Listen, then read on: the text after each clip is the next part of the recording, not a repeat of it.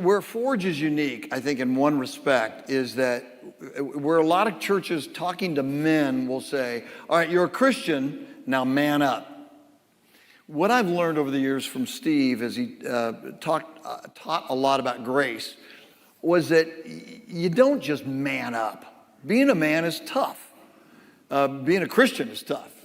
Being alive is tough. But grace is something that we need not just to come to Christ, but to live for Christ. And so what we try to bring in to Forge is how grace is really the energizing principle of sanctification, of manhood.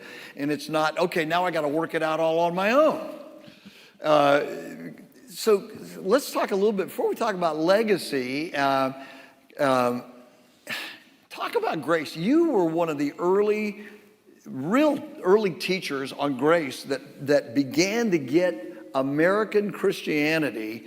And I say that there weren't many. There were a lot of good Bible teachers in America, but when you started out your ministry, there were not a lot of people talking about grace, and you pushed that pendulum the other way and got into a lot of trouble. How did you stumble into grace teaching, and how has that affected your ministry? If you're a pastor, it's a horrible place to be because you're constantly on show.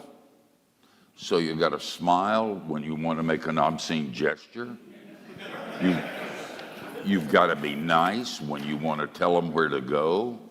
You have got to appear to be godly and pure and spiritual, and that's awful.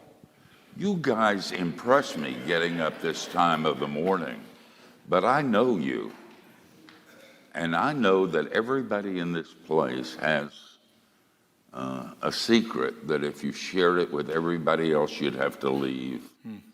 Well, I did too. And if you're a pastor, you're thinking, I'm going to lose my job. I'm going to go into vinyl repair. This is crazy. But then I started hearing a number of people. Jack Miller was one of them. He was a teacher at Westminster Seminary in Philadelphia, where I sometimes teach. And he said this, listen, this will change your life. He said, the essence of Christianity is two sentences. First, cheer up. You're a lot worse than you think you are. And secondly, cheer up. God's grace is a lot bigger than you think it is. And I discovered that. And I thought I'd lose my job, and some people left, and I was glad. If I drank, I would have gotten a bottle of champagne and celebrated. But most people said, I don't believe you said that. I've felt that way my whole life. And so what I love about Forge are these things, these main columns upon which this ministry is built. They're right, but they don't work unless you have a safety net and you know that God's not mad at you. Amen.